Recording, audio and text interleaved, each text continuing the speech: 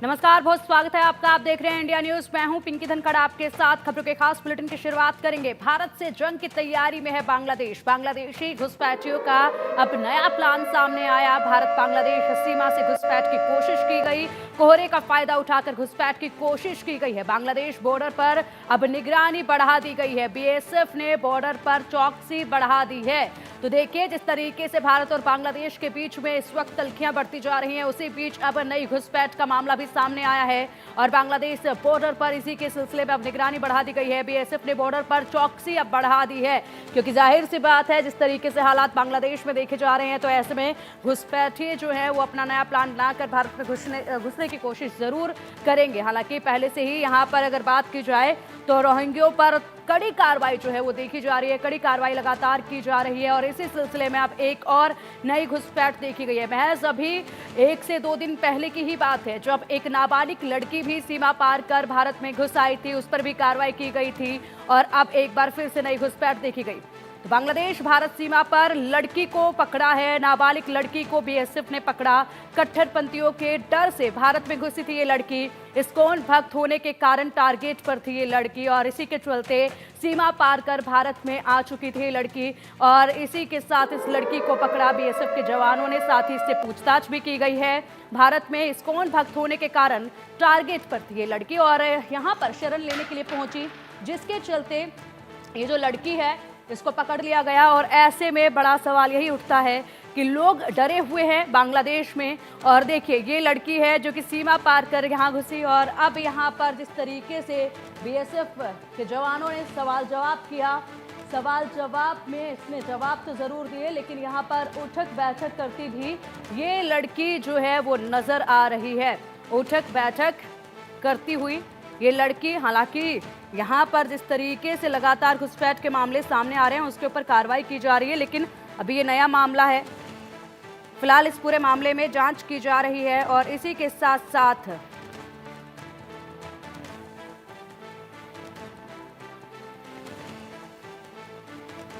अब चौकसी जो है वो बॉर्डर पर बढ़ा दी है, क्योंकि लगातार ये घुसपैठ की कोशिशें पहले भी देखी गई। काफ़ी तादाद में लोग जो हैं अब लगातार सीमा पार कर भारत की तरफ आने की फिराक में हैं और ऐसे में चौकसी बॉर्डर्स पर बढ़ाई गई है। पेट्रोलिंग जो है वो भी बढ़ा दी गई है और लगातार वहां पर जिस तरीके से इस्कॉन के भक्तों को लेकर, हिंदुओं को लेकर जिस तरीके से वहां पर अब टारगेट किया जा रहा है, उसके चलते हर कोई अब हिंदुस्तान में शरण लेने के लिए बॉर्डर क्रॉस करने की फिराक में नजर आता है। इसी सिलसिले में ये लड़की बॉर्डर का, और देखिए जरा कितना डर था बांग्लादेश में कि यहाँ पर ये जो लड़की है, इतनी हिम्मत इस लड़की ने जुटाई कि यहाँ पर अकेले ये सीमा पार करती हुई नजर आई। हालांकि सवाल जवाब किए जाएंगे इससे अभी फिलहाल। तो चलिए, बांग्लादेश में लगातार जिस तरीके से यहाँ पर हमले हो रहे हैं, आगजनी हो रही है, लगातार सनातन के विरोध में जिस तरीके से बांग्लादेश जाता नजर आ रहा है, ऐसे में अब इस पूरे मामले पर चर्चा कर लेते हैं, जिसके लिए हमारे साथ खास मेहमान जुड़ गए हैं। Defence expert group captain retired हमारे साथ हैं और वीके देवनाथ जी, साथ ही साथ wing commander retired Praful Bakshi ji भी हमारे साथ हैं, जो कि डिफेंस एक्सपर्ट हैं। बहुत बहुत स्वागत है आप लोगों का इंडिया न्यूज पर। Thank you. बख्शी जी, सबसे पहले आपसे जानना चाहेंगे, देखिए कल भी इन मामलात पर जो है चर्चा हमने की और इसी के साथ साथ जिस तरीके से रणनीति देखी गई है, अगर बात की जाए रोहिंग्यों को लेकर या फिर बात की जाए घुसपैठ को लेकर, सीमा की चौकसी को लेकर, तो अब ऐसे में देखिए एक मामला सामने आया जिसमें एक लड़की जिसकी उम्र काफी कम है और वो लड़की इतना ज्यादा डरी हुई थी कि उसने अकेले ही बॉर्डर क्रॉस कर लिया, भारत की तरफ वो आ गई, जिसे बीएसएफ के जवानों ने पकड़ लिया है। ऐसे में जो घुसपैठ की कोशिशें हैं वो लगातार देखी जा रही हैं। मामला सीमा पर काफी गंभीर नजर आ रहा है। बिल्कुल, आप ठीक कह रही हैं। ये बहुत सीरियस मामला है, जैसे कि हम पिंकी जी कल डिस्कस कर रहे थे आपके साथ में। क्या अब हमने एक चीज आपको बताने की कोशिश करी, ये है रिलीजियस प्रॉब्लम, रिलीजियस डिवाइड का प्रॉब्लम है। हमारे जो हिंदूज हैं वो बांग्लादेशी सिटीजन हैं, हमें ये भी पता होना चाहिए। हम जो डायरेक्ट इंटरवेंशन की जो मैं बात कर रहा था कल, वो हम डायरेक्ट इंटरवेंशन नहीं कर सकते कि फौजों को भेज दो, अनटिल एंड अनलेस वो स्थिति क्रिएट हो जाए जो 1971 में क्रिएटेड थी। फिर बात बनती है, फिर इंटरनेशनल अप्रूवल मिलता है। अभी हमें इंटरनेशनल अप्रूवल नहीं मिलेगा क्योंकि हमारे तबके के लोगों के अत्याचार हो रहा है, तो हम घुस जाएं। पर तरीके बहुत हैं, डिप्लोमेटिक तरीका है, there are trade and other commercial activities में प्रतिबंध लगाने का तरीका है। ये सारे तरीके जो हैं सैंक्शन लगाने के, ये बड़े काम आएंगे। और इसलिए क्योंकि अब रिजीम चेंज हो रही है, ये जो अमेरिकन ने जो क्रिएट किया बाइडेन गवर्नमेंट ने, अब मेरे हिसाब से जब ट्रंप की गवर्नमेंट आएगी, आप देखेंगे इस एरिया की सिचुएशन चेंज होती नजर आएगी। हमको बिल्कुल। उसका 1 महीने का या 1.5 महीने का इंतजार करना पड़ेगा, और फिर आप देखेंगे कि बात सुलझेगी। पर हमको अब एक्शन लेना शुरू कर देना है कि अपने पूरे डिप्लोमेटिक चैनल्स के प्रेशर डालिए। इंटरनेशनल क्रिमिनल कोर्ट की बात हो सकती है, लड़ाई नहीं है, आईसीजे की बात हो सकती है, सिक्योरिटी काउंसिल इसमें चर्चा कर सकते हैं, और प्रेशर डाला जा सकता है बांग्लादेश के ऊपर, ताकि ये अत्याचार होना रुक जाए। बस इतनी बात है। पर हमको ये भी पता था, जो डिस्कस किया है, कि बांग्लादेश के जो नेता हैं और जो हमारे वहां पे प्राइम मिनिस्टर, जो प्रेसिडेंट जो बने हुए हैं, नोबेल प्राइज विनर्स, वो जो है उनको कंट्रोल नहीं है, इस रिलीजियस बॉडी को कंट्रोल नहीं कर रहे, क्योंकि रिलीजियस बॉडीज को सामान मिल रहा है और मॉरल सपोर्ट मिल रहा है बाकी इस्लामिक देशों से, जो सामने नहीं आना चाहते, बट वो भारत को नीचे करना चाहते हैं with the support of European union countries. और क्यों मैं कर रहा हूं, भारत को इससे दुश्मनी इसलिए दिखाना चाहते हैं क्योंकि हमारी स्थिति बढ़ती जा रही है। रेट ऑफ हमारा जो डेवलपमेंट है वो इतना हाई है, इंक्लूडिंग अगर आप यूरोप से, तो जर्मनी, फ्रांस, स्वीडन से कंपेयर करिए, उनका कुछ नहीं है। वो इस बात से चिंतित हैं भारत को किस तरह डाउन किया जाए, ये एक तरीका निकाला हुआ है। और आप देखेंगे कनाडा भी सपोर्ट कर रहा है वो खालिस्तानियों को, अमेरिका का सपोर्ट उसको आ रहा है, इधर भी सपोर्ट आएगा। लोग मगरमच्छी आंसू बहा रहे होंगे यूरोप में बांग्लादेश के लिए, उल्टा ये बात है। तो क्वेश्चन हमको आता है, ये रिलीजियस समस्या, कि अगर हम रिलीजियस हेड्स का गैदरिंग करवा सकते हैं, Islamic, Buddhist, Hindus, religious heads, उनकी हम एक मीटिंग, बड़ी गोष्ठी करा सकते हैं हिंदुस्तान में, ताकि इसको एक बहुत बड़ा एक वर्ल्ड एंगल दिया जाए इस समस्या को, तब ये बात बनेगी। वैसे तो अब चर्चा तो कर सकते हैं बांग्लादेश की फौज कितनी बड़ी है या नहीं है, कितने जहाज है, कितने ये है वो है, वो उसका कह कोई फायदा नहीं होगा। बिल्कुल बिल्कुल। कल बयान में सुवेंदु अधिकारी ने भी कुछ ऐसा ही कहा था बख्शी जी, कि अब इस मामले को जो है अंतर्राष्ट्रीय स्तर पर उठाना बहुत जरूरी हो गया है, क्योंकि लगातार यहाँ पर जिस तरीके से हालात बनते जा रहे हैं, ऐसे में इसको अंतर्राष्ट्रीय स्तर पर ले जाना काफी जरूरी है। देवनाथ जी भी हमारे साथ है। देवनाथ जी, देखिए, जिस तरीके से कल आप बता रहे थे कि अब थोड़ा इंतजार कीजिए, बैठक हुई है, बैठक के बाद हालात जो हैं वो सामान्य होंगे और कुछ पॉजिटिव चीजें भी जो है वो देखी गई हैं, लेकिन यहाँ पर जिस तरीके से घुसपैठ हो रही है, आज हम बात कर लेते हैं घुसपैठ को लेकर। जिस तरीके से घुसपैठ हुई है, एक बच्ची यहाँ पर आई है, इसी के साथ साथ इससे पहले मछुआरे भी पकड़े गए थे, हालांकि वो गलती से सीमा पार करके आ गए, ये उनकी तरफ से दावा किया गया, उस मामले में भी जांच जारी है। लेकिन यहाँ पर अगर बात की जाए बॉर्डर पर इस पार आने वाले लोगों को लेकर, तो उनके मन में जो डर है वो साफ तौर पर वो यहाँ पर दिखाते हैं, डर है, इसीलिए वो हिंदुस्तान की तरफ आ रहे हैं। ऐसे में वहां के हालात जो हैं ये घुसपैठ ही बयां कर रही है। बांग्लादेश से दो तरह के लोग अब भागकर, डर से भागकर भारत में प्रवेश करने की चेष्टा कर रहे हैं। एक तो बांग्लादेश के हिंदू हैं, जो कि ट्रेडिशनली जब भी वहाँ दंगे फसाद होते हैं तो वो बांग्लादेश छोड़कर भारत में शरण लेने की कोशिश करते हैं। हमारी बीएसएफ को बहुत क्लियर इंस्ट्रक्शन है कि इनको भारत में घुसने नहीं देना और इनको वापस भेज देना है।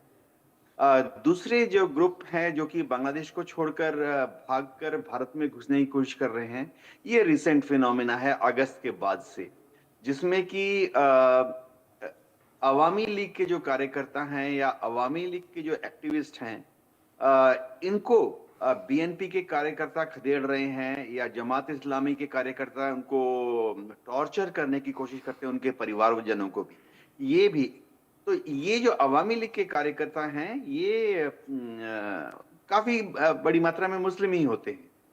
तो बीएसएफ को हुक्म दिया गया है कि चाहे अवामी लीग के मुस्लिम कार्यकर्ता जो बांग्लादेश छोड़कर भारत आ रहे हैं, या हमारे हिंदू जो कि वहां प्रताड़ित होकर डर के मारे वहां से दौड़ के भारत आ रहे हैं, किसी को भी भारत में ना घुसने दिया जाए। बांग्लादेश के साथ हमारी डिप्लोमेटिक चैनल पे द्विपक्षीय वार्तालाप जो है हर रोज हो रही है। दोनों तरफ के जो बीएसएफ के आईजीज हैं, एडीजी हैं, उनके पास हॉटलाइन दिया गया है जहां पर कि वो बस टेलीफोन उठाकर वन टू वन बात कर सकते हैं। ये एक कॉन्फिडेंस बिल्डिंग मेजर का तरीका है। सिचुएशन जो है अभी तक काबू में है और बीएसएफ की रिपोर्ट होम मिनिस्ट्री को ये है कि अभी तक कोई भगदड़ मची नहीं है और ना ही इस हमारी जो इंटेलिजेंस एजेंसीज हैं बॉर्डर में डिप्लॉयड हैं, इंटेलिजेंस ब्यूरो है, रॉ भी अलग अलग इनपुट दे रही है। एनटीआरओ के सर्वेलेंस सिस्टम जो है, खासतौर से एनटीआरओ का जो इलेक्ट्रॉनिक सर्वेलेंस सिस्टम है वो बहुत एक्टिव है। कहीं से भी फिलहाल ऐसा नहीं लग रहा है कि ये जो घुसपैठ है ये बांग्लादेश की अंतरिम सरकार जो है वो नियोजित कर रही है कि वो इस घुसपैठ को अंजाम देने की कोशिश कर रही है। जी पिंकी जी। नहीं, बिल्कुल सही कहा देवनाथ जी आपने ये कि ये वहां की सरकार के द्वारा नहीं, लेकिन लगातार जो घुसपैठ देखी जा रही है वो वाकई में चिंता का विषय है। और ना केवल अभी के लिए बल्कि आगे पीछे के दिनों की भी बात करें, इससे पहले के जो हालात बने हैं इनसे पहले की भी बात करें, तो ये अपने आप में एक फलता फूलता कारोबार जो है वो बनता भी नजर आया देवनाथ जी। जिस तरीके से बॉर्डर्स पर से लगातार घुसपैठ होती रही है, ये काफी खतरनाक है देश के लिए। और चलिए अब संजीव श्रीवास्तव जी हमारे साथ जुड़ गए हैं, जो कि विदेशी मामलों के जानकार हैं। बहुत बहुत स्वागत है संजीव जी आपका इंडिया न्यूज पर। और देखिए, अभी हम बात कर रहे हैं घुसपैठ को लेकर। लगातार यहाँ पर आईडी जो है वो चेक की जा रही है। दिल्ली की बात करें, जम्मू कश्मीर की बात करें, रोहिंग्यों की जो आईडी हैं वो चेक की जा रही है। और ऐसे में घुसपैठ को लेकर हम बात कर रहे हैं। घुसपैठ लगातार जिस तरीके से बढ़ी है, अभी तो यहाँ पर चौकसी बढ़ा दी गई है बॉर्डर्स पर, लेकिन अगर देखा जाए तो बॉर्डर्स पर ये जो हालात है ये एक फलता फूलता कारोबार भी बना हुआ है। एजेंट्स भी इसमें मिले होते हैं जो इन लोगों का सहयोग करते हैं बॉर्डर पार कराने में, और ऐसे में देश के लिए काफी खतरनाक होता है ये। जी जी बिल्कुल पिंकी जी आपने सही कहा। और बांग्लादेश में जो हालात हैं, यदि वो हालात वहाँ की सरकार उस पे लगाम लगाने में, वहाँ पर हालात को बिगड़ने में रोकने में यदि वो विफल रही, और यदि कट्टरपंथी जो रेडिकल इस्लामिस्ट अतिवादी जिहादी जो ताकतें हैं यदि वो अपने प्रभाव को बढ़ाती नहीं, तो जाहिर है कि वहाँ के आंतरिक हालात और भी अधिक बिगड़ सकते हैं। और फिर उसका जो रिफ्यूजी इन्फ्लक्स है वो भारत की तरफ होगा, भारत में हो सकता है, और ये भारत के लिए निसंदेह एक चुनौतीपूर्ण स्थिति साबित हो सकती है। और इसको लेकर के हमारी जो एजेंसीज है वो हाई अलर्ट मोड में है। और आप जानते हैं कि जो बांग्लादेश से भारत में घुसपैठ की जो समस्या है वो बहुत पहले की रही है। भारत में बड़ी संख्या में बांग्लादेशी घुसपैठी इलीगल इमाइग्रेंट्स भारत में मौजूद हैं, और इनके ऊपर जाहिर है कि एक जो है जिस तरीके का प्रयास इनको अभी भेजने के लिए किया जाना था वो अभी वो कार्य बाकी है। लेकिन जो बांग्लादेश में हालात हैं उसको ध्यान में रखते हुए जैसा कि आपने बताया कि अपने यहाँ भी एक सतर्कता बरती जा रही है। लगातार उनकी आईडीज इत्यादि और जितने भी उनके जो फेक जो पास डॉक्यूमेंट्स वगैरह वो बना पाने में सफल हो जाते हैं, उनके ऊपर जो है फिर से जांच की जा रही है। और जहां तक आपने कहा कि ये जो दलाल हैं, जो बीच के जो एजेंट्स हैं, ये भी एक्टिव हो जाते हैं। ऐसी स्थितियों का लाभ ये अपने क्षुद्र स्वार्थों के लिए करने के लिए हर तरीके की इलीगल एक्टिविटीज में संलग्न हो जाते हैं।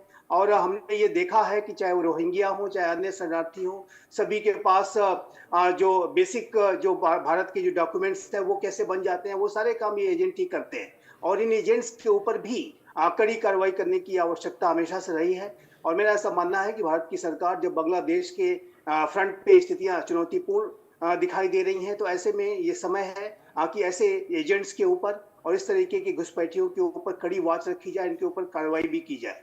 तो ये मेरा ऐसा मानना है कि बांग्लादेश की जो सिचुएशन है वो एक चिंताजनक स्थिति है।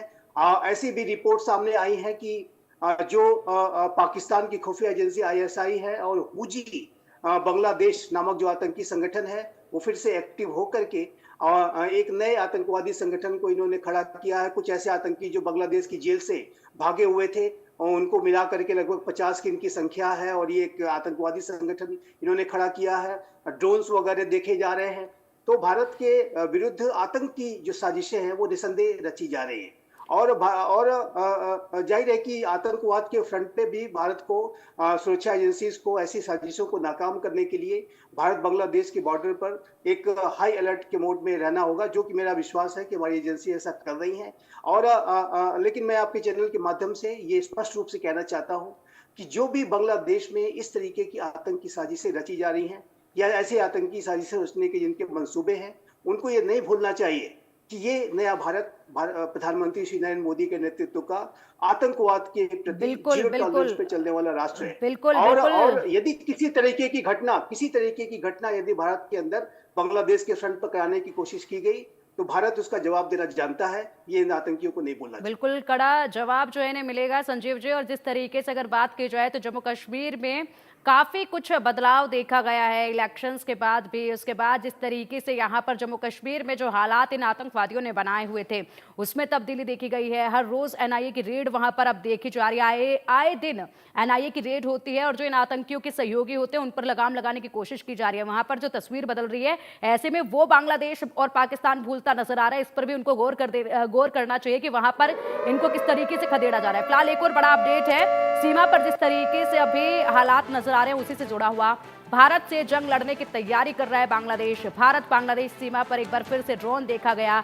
भारत बांग्लादेश बॉर्डर पर फिर से TB2 ड्रोन देखा गया है। अब मेघालय के पास ये नजर आया है TB2 ड्रोन। भारतीय सीमा पर ड्रोन की तैनाती एक बार फिर नजर आई। घातक हमला और जासूसी करने में सक्षम है TB2 ड्रोन। पश्चिम बंगाल के बाद मेघालय में अब TB2 ड्रोन देखा गया है। बख्शी जी आऊंगी आपके पास, लेकिन इससे पहले देवनाथ जी से इस पर जरूर एक अपडेट लेना चाहूंगी, क्योंकि देवनाथ जी कल कह रहे थे कि यहाँ पर अब हालात बदलेंगे और ऐसे में पॉजिटिव चीजें देखी जा रही हैं देवनाथ जी। लेकिन अब ये जो ड्रोन बार बार देखे जा रहे हैं सीमा पर, जिस तरीके से इन्हें सक्षम माना जाता है कि ये पूरी तरीके से यहाँ पर हर व्यवस्था का जायजा ले सकते हैं, तमाम इनपुट्स ले सकते हैं, इसको लेकर आप क्या कुछ कहेंगे? जी हाँ पिंकी जी, ये बांग्लादेश तुर्की से 12 ड्रोन का ऑर्डर दिया है, जिसमें से कि 6 बांग्लादेश पहुंच चुके हैं। ये जो ड्रोन है ये शेख हसीना के कार्यकाल में कॉन्ट्रैक्ट साइन किया था बांग्लादेश ने तुर्की के साथ। तो बांग्लादेश की जो आर्मी है उसमें हमेशा से इस तरह के इक्विपमेंट विदेशों से आते रहे, खासतौर से चाइनीज टैंक, चाइनीज बख्तरबंद गाड़ियां। 1971 के बाद से बांग्लादेश की जो नेवी है वो हमेशा से चीन से या पाकिस्तान से सेकंड हैंड शिप्स और सबमरीन खरीदती रही हैं। आज भी बांग्लादेश की नेवी, अभी नहीं 30 साल से पहले, 40 साल से पहले बांग्लादेश की नेवी में हमेशा चाइनीज शिप्स और सबमरीन रहे हैं। अभी भी चीन बांग्लादेश को 2 सबमरीन देने जा रहा है। इसी तरह से बांग्लादेश अपनी फौजी तैयारियों के मातहत उनकी जो एयरफोर्स है उसमें शुरुआती दिनों से 1971 से ही उन्होंने चीनीज फाइटर विमान रखे हुए हैं। तो ये जो TB2 ड्रोन लिया है उसी कड़ी में हमें देखना चाहिए। ये शेख हसीना का ने जब ये लिया था तब भारत सरकार ने शेख हसीना से एक छोटा सा डिप्लोमेटिक चैनल में पूछा था कि उनका तात्पर्य क्या है, और उनका जवाब ये आया था कि इन TB2 ड्रोन का इस्तेमाल करते हुए वो बांग्लादेश के अंदर जो इलीगल एक्टिविटीज है, स्मगलिंग है, खासतौर से उनके जो दूर दराज के क्षेत्रों में एंटी गवर्नमेंट फोर्सेस ऑपरेट कर रही हैं उस पर नजर रखेगी। अभी जो चिकन नेक के, भारत के चिकन नेक के पास देखा गया है और मेघालय के पास देखा गया है, ये TB2 ड्रोन जो थे ये बांग्लादेश की एयर स्पेस के अंदर थे। इंडियन एयरफोर्स की रिपोर्ट ये है कि ये बांग्लादेश सीमा से भारत की वायु सीमा में नहीं घुसे। इंडियन एयरफोर्स ने इन पर नजर रखी हुई है। हमारे एयरफोर्स के जो रेडार हैं जिनकी रेंज 500 किलोमीटर तक होती है वो चिकन नेक के पास भी डिप्लॉयड है, मेघालय में भी डिप्लॉयड है। और अगर गलती से ये कोई भारत की वायुसेना में के अंदर आते हैं तो इंडियन एयरफोर्स की जो हमारी ऑपरेशनल रेडीनेस प्लेटफॉर्म पर जो फाइटर विमान तैनात होते हैं वो आसानी से इनको शूट डाउन कर सकते हैं। लेकिन इंटरनेशनल रूल जो है उसके तहत जब तक ये ड्रोन बांग्लादेश की वायु सीमा के अंदर है इंडियन एयरफोर्स कोई कार्रवाई नहीं कर सकती है। सिचुएशन पे हमारी नजर है। और ये ड्रोन जो है, मैं एक और चीज बताना चाहता हूँ, बांग्लादेश के पास जो इस TB2 का जो वर्जन है ये सिर्फ रिकनेसेंस कर सकता है, यानी फोटो ले सकता है। इस वाले बांग्लादेश वाला जो अभी इन्होंने तुर्की से लिया है TB2 ड्रोन, इसमें बॉम्ब्स या लेजर गाइडेड रॉकेट फायर करने की व्यवस्था नहीं है, वो वाला वर्जन नहीं है जी।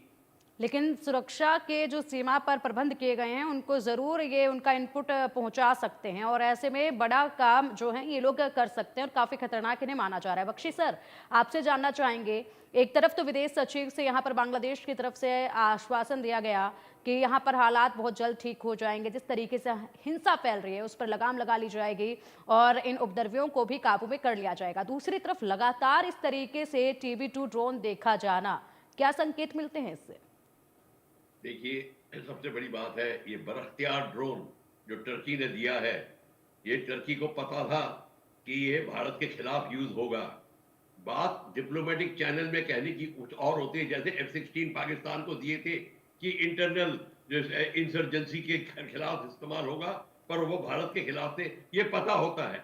हम इतने बच्चे नहीं है कि हम इस बातों में आ जाए उनकी। हाँ, पर ये डिप्लोमेटिक फाइल्स में जरूर लिखा जाता है कि ये तो इंटरनल इंसर्जेंसी इत्यादि के लिए है, टर्की को पता है।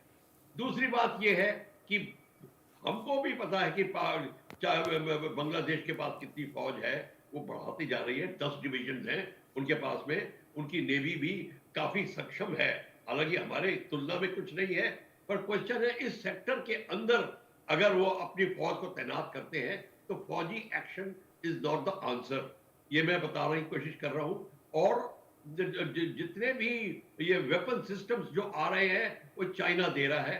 चाइना ने टर्की से साझा किया हुआ है कि आप बेशक दीजिए, मैं इनको डेवलपमेंट करूंगा, जैसे कि रशियन एयरक्राफ्ट को चाइना ने दिया था बांग्लादेश को, वही MiG-21 जो हम उड़ाते थे, उन्होंने F-7P F-7M के वर्जन बना के बांग्लादेश को दिए थे, श्रीलंका को दिए थे, इनको भी दिए, MiG-19 के वर्जन भी दिए हुए।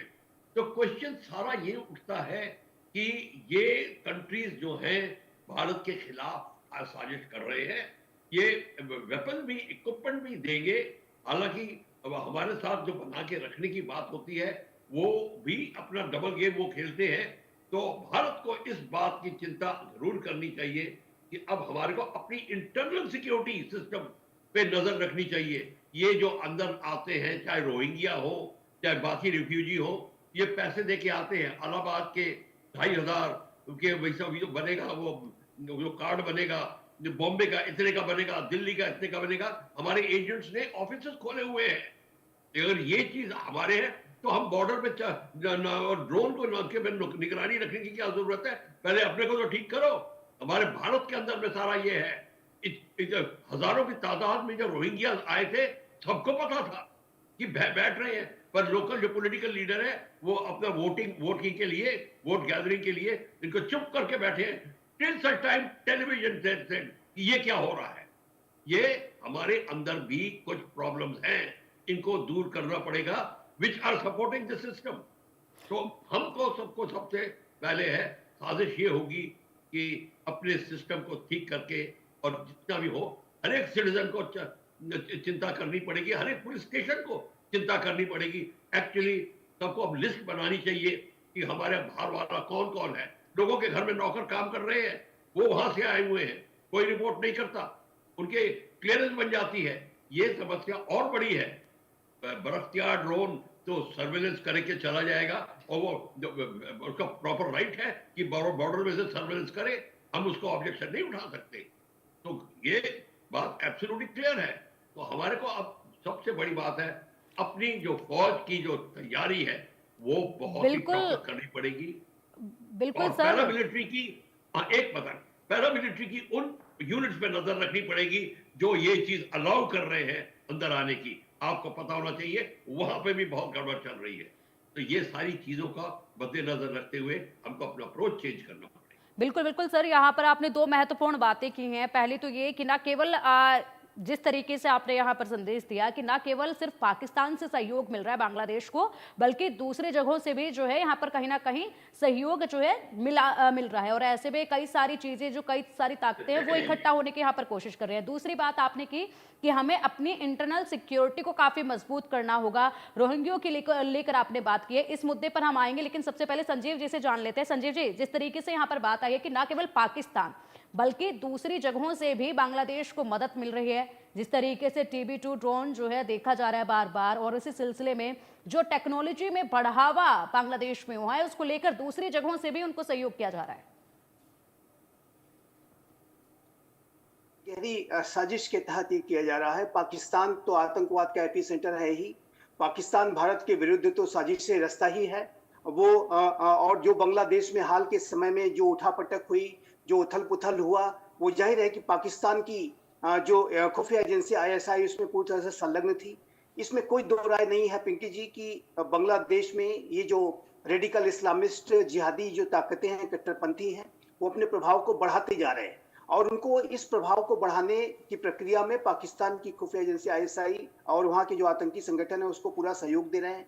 टर्की की जहाँ तक बात है, टर्की के जो अति महत्वाकांक्षी राष्ट्रपति अर्दोगान, उनका लक्ष्य ये है कि वो तमाम जो मुस्लिम राष्ट्र हैं उनको आपस में साथ में लेकर के वो मुस्लिम वर्ल्ड के एक नए खलीफा के रूप में उनको अपने आप को स्थापित करने की मंशा रखते हैं और अपनी इस महत्वाकांक्षा को हासिल करने की प्रक्रिया में वो साम दाम दंड भेद सब कुछ अख्तियार करते हैं। आर्मेनिया अजरबैजान के युद्ध में उन्होंने अजरबैजान का साथ इसलिए दिया, अजरबैजान को यही जो TB2 बायरेक्टर ड्रोन्स हैं वो बड़ी संख्या में प्रोवाइड कराए और इस ड्रोन्स का इस्तेमाल जो है अजरबैजान ने जो है आर्मेनिया के खिलाफ बिल्कुल किया और उसके ऊपर काफी जो उसको क्षति पहुंचाई। तो और टर्की ने ये जो ड्रोन अजरबैजान को इसलिए दिया क्योंकि अजरबैजान एक मुस्लिम बहुल राष्ट्र है और वहां पर भी वो जाहिर है कि क्रिश्चियंस, जो आर्मेनिया क्रिश्चियन बहुल राष्ट्र है, उसके बीच में टकराव को बढ़ा करके धार्मिक विभाजन के आधार पर अपने आप को दिखाना ये चाहते थे कि हम मुस्लिम वर्ल्ड के लीडर बन जाएं। वह जाहिर है कि इस प्रक्रिया में उन्होंने मुस्लिम वर्ल्ड को डिवाइड कर लिया है। सऊदी अरबिया, UAE टर्की से बहुत नाराज रहते हैं, लेकिन जहां तक पाकिस्तान हो, मलेशिया हो और उन्हें जहां कहीं भी मौका मिलता है कि वो अपनी मुस्लिम राष्ट्रों में दखल बढ़ाएं, कट्टरपंथियों को सपोर्ट देने की जहां पर भी उनको कोई स्थिति बनती है। उनकी जो टर्की की खुफिया एजेंसी MIT है, बहुत ही कुख्यात एजेंसी है, आतंकवादियों के साथ संपर्क में उसने रह करके बहुत सारे उनको भी मदद पहुंचाई है और जो ISIS को MIT का जो लिंक है वो पहले से ही हम जानते हैं। जो भारत के अंदर भी अनेक तरीके की साजिशों को, कट्टरपंथियों को बढ़ावा देने में PFI जैसा जो संगठन है उसके साथ भी टर्की की एजेंसीज के लिंक्स पाए गए, ऐसी रिपोर्ट्स है और उसकी जांच अभी भी जारी है। तो ये जो पूरी स्थितियां हैं ये एक गहरी साजिश का संकेत देती है कि न सिर्फ पाकिस्तान बल्कि टर्की की जो एजेंसीज हैं वो भी वहां पर उस फ्रंट पर एक्टिव हो गई हैं। TB2 बायरेक्टर ड्रोन का टर्की के द्वारा दिया जाना, यद्यपि ये करार पहले से किया गया है, लेकिन अभी जिस तरीके की जो डील हुई है और टर्की ने इसको और बांग्लादेश ने इसको जैसी तैनाती दे दी है और जगह जगह ये ड्रोन देखे जा रहे हैं, आखिर ये किसके खिलाफ ये ड्रोन इस्तेमाल करेंगे?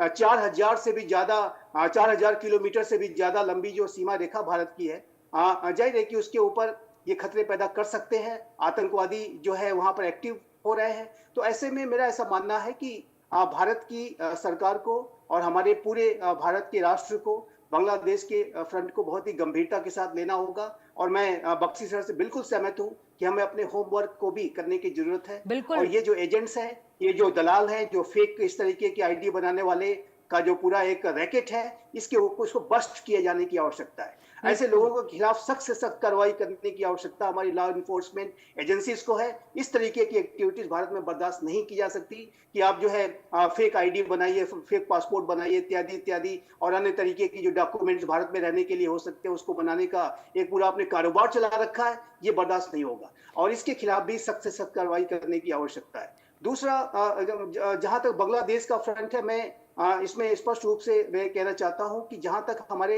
डिप्लोमेटिक एंगेजमेंट्स का प्रश्न है, हमारे जो सकारात्मक अप्रोच का प्रश्न है वो जारी रहना चाहिए। भारत बांग्लादेश के साथ जो अपना एंगेजमेंट है वो हमें बना के रखना होगा, लेकिन एक बात बहुत स्पष्ट करनी होगी, हमें अपने स्ट्रेटेजिक कम्युनिकेशन में हमारी जो बातचीत होती है कि भारत बांग्लादेश के लोगों के साथ, बांग्लादेश के एस्टेब्लिशमेंट के साथ तो अपने डिप्लोमेटिक एंगेजमेंट निसंदेह बना के रखेगा और बांग्लादेश उन्हें अपनी पूरी मदद भी करेगा। लेकिन ये जो कट्टरपंथी हैं, ये जो आतंकी हैं, इनके खिलाफ भारत किसी भी तरीके की कार्रवाई करने के सारे विकल्प भारत के पास मौजूद है। भारत के हितों को यदि हानि पहुंचाने की कोशिश की गई तो ये भारत को बर्दाश्त नहीं होगा। हिंदू कम्युनिटी पर बांग्लादेश के अंदर अगर हमले ऐसे ही जारी रहे तो वो भी भारत को बर्दाश्त नहीं होंगे। बिल्कुल और भारत अगर भविष्य में कोई कार्रवाई अगर करता है तो वो कार्रवाई जाहिर है कि बांग्लादेश के लोगों के खिलाफ नहीं होगी, बल्कि आतंकवादी कट्टरपंथी जो ताकतें हैं उनके खिलाफ भारत कार्रवाई करने के भारत के पास विकल्प है और मेरा ऐसा मानना है कि वो हमें विकल्प ओपन करके रखने चाहिए। बिल्कुल, बिल्कुल। और जिस तरीके से आपने संजीव जी बताया यहाँ पर कि भारतीय की तरफ से तो यहाँ पर कड़ी कार्रवाई की जाएगी। भारत की तरफ से जब कार्रवाई की जाएगी, कड़ी कार्रवाई की जाएगी, जिस तरीके से ये हिंसा हो रही है। लेकिन वहाँ पर अगर बात की जाए, वहाँ पर जिस तरीके से अब जो छवि नज़र आ रही है कि आतंकवाद को बढ़ावा मिल सकता है, वहाँ पर जिस तरीके से ड्रोन देखे जा रहे हैं, आश्वासन कुछ और दिया जा रहा है, हरकतें कुछ और हैं। ऐसे में यूनिट सरकार को अब सतर्क हो जाना चाहिए और जल्द से जल्द इस पर एक्शन ले लेना चाहिए, ताकि आगे जिस तरीके से कारोबार दोनों देशों के बीच में चलता आया है वो उसी तरीके से चलता है, वरना तो बांग्लादेश को काफी संकट से गुजरना पड़ सकता है। और ऐसे में यूनिट सरकार के खिलाफ भी बिल्कुल ठीक वैसे हालात बन सकते हैं जिस तरीके से यहाँ पर शेख हसीना के लिए देखे गए थे। और ऐसे में चलिए देवनाथ सर आपसे बात कर लेते हैं इस चीज को लेकर। यहाँ पर अब मुद्दा उठाया गया कि हमें अपनी इंटरनल सिक्योरिटी को काफी बेहतर करना होगा, क्योंकि अगर बात कर ली जाए तो 2003 की अगर हम बात करें, 2003 में बांग्लादेशी सेल ने दिल्ली से 50,000 घुसपैठियों को पकड़ा था। उसके बाद 2022 में जहांगीरपुरी की अगर हम बात करें, जो हिंसा जहांगीरपुरी में 2022 में हुई थी, उस वक्त सबसे ज्यादा घुसपैठिए ही उसमें शामिल पाए गए थे। तो सोचिएगा जरा, ये जो रोहिंग्या हैं जिस तरीके से घुसपैठ करके यहाँ पर लोग रहते हैं, फर्जी डॉक्यूमेंट्स बनवा लेते हैं, कुछ एजेंट्स हैं जो कि महज कुछ पैसों के लिए देश के साथ ही गद्दारी करते हैं। ऐसे में क्राइम का जो ग्राफ है वो भी इनकी वजह से ऊपर जाता है। इसके अलावा अगर अब रोहिंग्यों पर जिस तरीके से कार्रवाई हो रही है उसमें जो खुलासे हो रहे हैं, तो उन एजेंट तक भी पहुंचना काफी जरूरी है जहां से ये फेक डॉक्यूमेंट्स बन रहे हैं। जी हाँ पिंकी जी, रोहिंग्या जो हैं बड़ी तादाद में सेटल हैं हैदराबाद, बॉम्बे, दिल्ली और जम्मू के पास। अच्छी बात यह है कि सब जगह की जो लोकल पुलिस हैं और उनकी जो लोकल इंटेलिजेंस यूनिट है, उनके पास ये डेटा दशकों से, 20 साल पहले से भी, 10 साल पहले से भी, 5 साल पहले से भी लोकल पुलिस के पास पूरा डेटा है। अगर जो लोकल इंटेलिजेंस यूनिट्स के ऑफिस में अगर आप देखें, वो एक मैपिंग करते हैं कि कितने कितने रोहिंग्या परिवार कहाँ पर बसे हुए हैं और कहाँ पर काम कर रहे हैं, उनके पुरुष और महिलाएं किधर किधर जाती हैं। तो पूरा जो डेटा है हमारे पास हमेशा रहा है। 20 साल पहले भी था। असल में तो बांग्लादेश रिफ्यूजी की जो प्रॉब्लम है हमेशा से ही रही है। तो कार्रवाई की जाती है, गृह मंत्रालय लगातार इनके ट्रैक करता है और इनको, अगर ये कोई उपद्रवी कार्रवाई करते हैं, कोई इलीगल काम करते हैं, तो उनको पकड़कर बांग्लादेश वापस भेजने की कार्रवाई शुरू की जाती है। लेकिन डिप्लोमेटिक चैनल में एक अड़चन आती है। वो अड़चन ये है कि अगर हम कहें कि भारत में लाखों बांग्लादेशी हैं, या ऑफिशियल एस्टिमेट है कि 40,000 रोहिंग्याज हैं, जो कि इंटेलिजेंस ब्यूरो की फिगर है, तो इनको जब हम बांग्लादेश वापस भेजने की कोशिश करते हैं, वहां पर डिप्लोमेटिक वजह से मैं एक आइडिया देता हूं, पिछले 20 साल में या पिछले 10 साल में शायद महज 250 बांग्लादेशियों को हम वापस भेज पाए हैं और महज करीबन 50 रोहिंग्यास को हम वापस भेज पाए हैं। तो ये एक लंबा डिप्लोमेटिक प्रोसेस है। ऐसा कई बार ऐसा भी सजेशन आता है कि इनको एक गाड़ी में बिठाओ, ट्रेन में बिठाओ या हवाई जहाज में बिठाओ और बांग्लादेश सीमा के उस तरफ छोड़ के आ जाओ।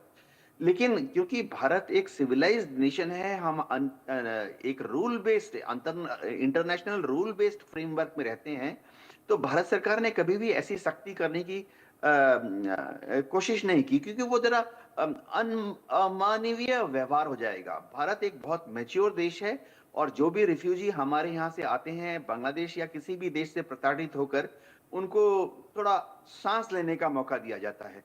हाँ, अगर ये किसी क्रिमिनल एक्टिविटीज में लिप्त होते हैं तो डेफिनेटली भारत की पुलिस जो है, चाहे जम्मू पुलिस हो, दिल्ली पुलिस हो, वो इनको पकड़कर कुछ समय के लिए जेल के अंदर रखती है। लेकिन कोर्ट की जो कार्रवाई है उसमें हमेशा ये छूट जाते हैं। जी पिंकी जी। बिल्कुल बिल्कुल देवनाथ सर, और कोर्ट की कार्रवाई में हमेशा ये छूट जाते हैं। बख्शी जी आपसे जानना चाहेंगे सर, देखिए जिस तरीके से यहाँ पर इतनी तादाद में, चाहे वो बांग्लादेशी हों या फिर दूसरे घुसपैठे हों, उनको बड़ी तादाद में यहाँ पर शरण दे दी जाती है, उनको तमाम सुविधाएं भी आराम से मिलती हैं। जिस तरीके से दिल्ली के ही कई इलाकों की बात कर ले, सीबापुरी की बात कर ले हम लोग, या फिर और भी ऐसे कई इलाके जहाँ पर भारी तादाद में यहाँ पर जो पूरी तरीके से बस्तियां हैं वो बसी हुई नजर आती हैं, और उन बस्तियों में सिर्फ और सिर्फ ये घुसपैठिए, ये बांग्लादेशी, ये शरणार्थी और ये रोहिंग्या ही नजर आ रहे हैं। ऐसे में आप किसे जिम्मेदार मानते हैं इसके लिए? पिंकी जी, थैंक यू वेरी मच।